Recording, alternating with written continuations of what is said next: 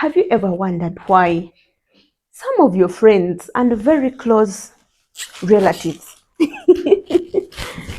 whenever they ask you for money, somehow they don't get to pay it back? Have you ever wondered why? Or are you the person that honestly looks for money from people and you have good intentions to pay it back, but for some reason you never do? And now people are starting to avoid you. People now have put you in a certain category of this person is not honest, this person never pays back, this person is ABCD, and you don't know what to do. You are stuck in that hole and you don't know how to get out. Make sure you listen to the end, because this is the one message that you need to listen to that is probably going to change your life. Hey, don't let your life go unlived, because it's never late. Never late. Hi, I am Jamie and welcome to my channel. This is a place of personal development. We are not meant to be stagnant. We are meant to be progressive. Welcome back to Money Personality. We've already looked at some personalities. I'm going to link the videos at the end of this one so that if you missed any, you're able to go to it and you get to understand yourself better. So a friend of mine was telling me growing up, they had a shop nearby. Their father would send them to go and pick items from the shop and then would pay at the end of the month.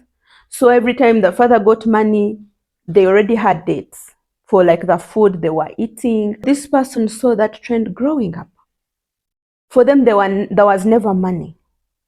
But they knew that you can always go to someone and get some things that you need. When you get money, pay back.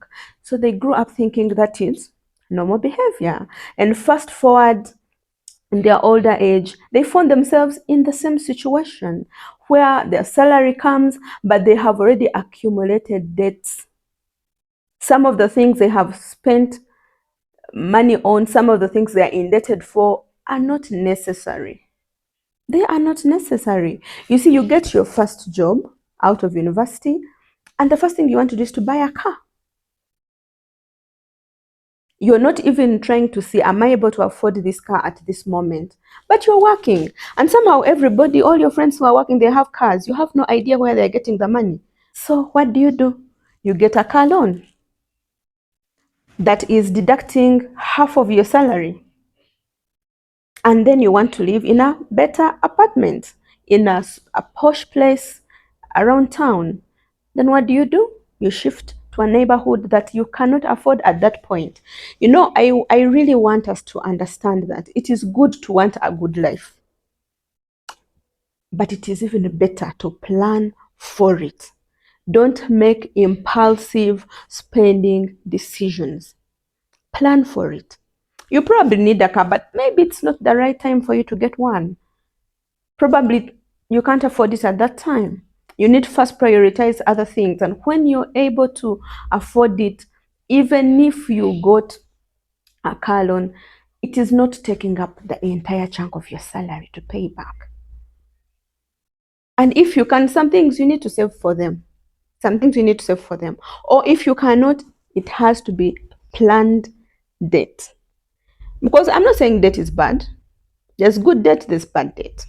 But you just have to be educated on debt so that you understand that the debt you're taking on is not bad debt. So back to my friend, they found themselves in a situation where they would borrow to survive, and they had a good salary that could actually sustain them if they planned well for their financial lives.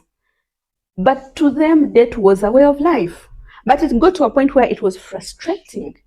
You see, you can't progress when you're in debt. You can't even save, you can't even invest, you can't even, like, your money comes, goes, comes, goes, comes, goes. You're borrowing from this one to pay the other one. You're borrowing from the other one to pay the other one. Then when you get the money, there are so many people you have to pay. The one that's making the most noise is the one you're paying first. And you end up in that kind of life that is not sustainable. If you are that person, I know it is something that we probably don't want to admit, but I know you're watching this by yourself and you know inside, deep inside you, if this is you, I want you to listen. Let today be the last time you are struggling financially, and you're going to make better financial decisions. Now, if you are the debtor, that is your money personality. Debt is your friend, a bitter friend. Yeah? Because debt can never be a very good friend. It's a bitter friend. No one is going to ask you for their money in a friendly way. It gets bitter with time, and you've lost friends. You've lost friends. Some have given up and they're like, I don't think this person will ever pay me. And they just give up. And I want you to listen carefully, because debt ends today. Make that decision that debt ends today. You're going to make good all those bad financial decisions. So the first thing that you're going to do, and I'm assuming that you have an income. If you don't have an income, that's another story. But let's assume that you have an income, however small, but you have an income. So the first thing that you're going to do is look at your current lifestyle and first cut off some things. The beauty of financial planning is that you suffer now so that you enjoy tomorrow. So what I'm going to teach you now is to suffer now so that you enjoy tomorrow. And how you're going to do that is look at your current lifestyle and cut out what is not a necessity.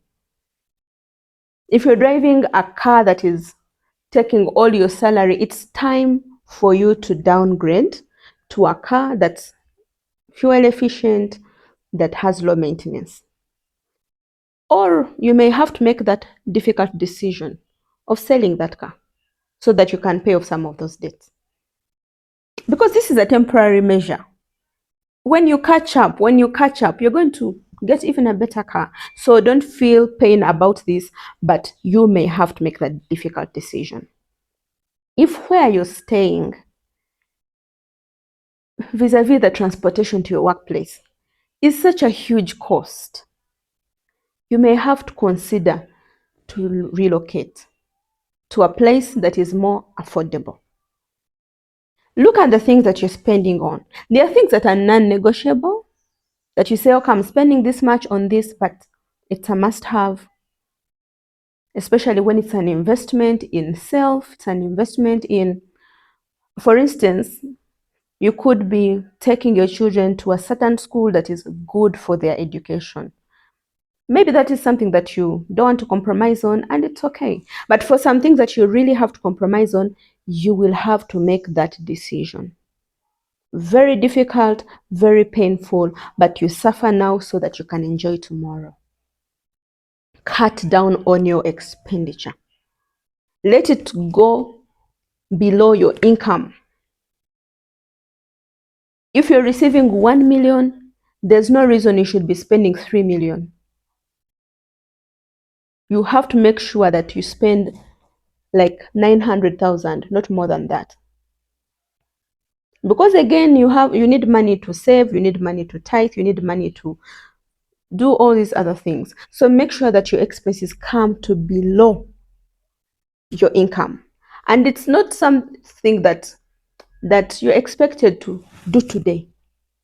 But start the journey. Start the journey. I know change is not easy, but the quicker you make that decision to change, the more painful, but the better for you. The gradual you do it, the slower the process goes, but if you're consistent, you will be able to make that change. A life full of debt is a life full of stress. You see, the data is always stressed.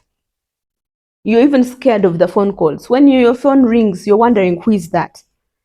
You don't want to pick calls. Your phone is ever on flight mode. You don't pick numbers you do not know.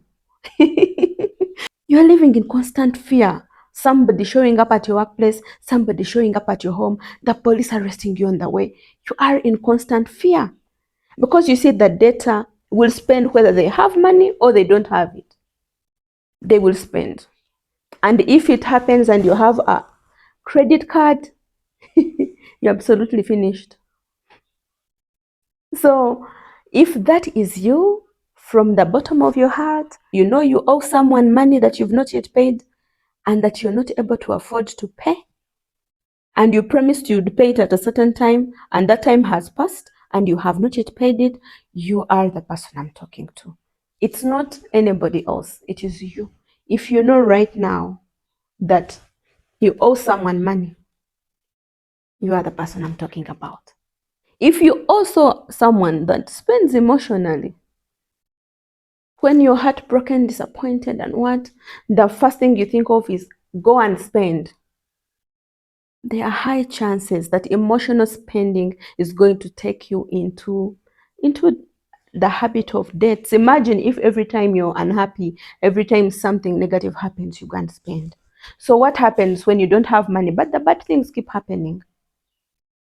You will start spending money that you don't have. You will start killing people. You see, I lost to this person, I want to go for burial. Please, I don't have transport. And yet, you just want to go and buy pizza. Or, you're giving all these stories, I will pay you the first thing. When I get I'm expecting money next week. When you very much know you're not expecting any money. If that is your lifestyle, it can change. That is the hope that I'm giving you today, that it can change. You need to make a radical decision to stop debt. It's a painful decision. It's not easy. Financial discipline is a matter of time.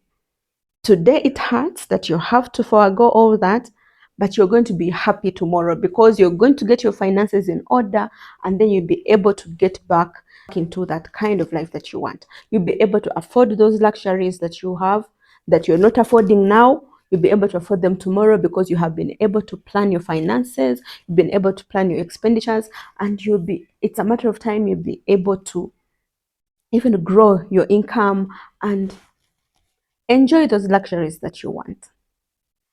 I hope this makes sense for you, and I hope you're making the decision that debt stops with you, and it stops today. Your children should not grow up thinking that debt is normal life, because the cycle will continue and it will be a generation of debts and debts. That's not the best thing to leave for your children. Even the Bible says that the wise person leaves an inheritance for their grandchildren. So what inheritance are you leaving? You don't want to be the person that, God forbid, passes on and your family is inheriting debts they did not know anything about. The moment you're gone, your children are homeless because the bank has taken the house. Then the loan sharks have taken the car. Then these have taken this property. Then these have taken that. And the family that thought they were happy, they had a good life, they are now not even to zero, but to negative. That's not the inheritance you want to leave, is it? So, guys, let us work on the debt. Let's become debt free. That's financial freedom. I mean, you'll be able to meet people and have conversations because you don't owe anyone. Now, let's move on to the next personality. And I hope this is helping you understand so much about yourself. Bye.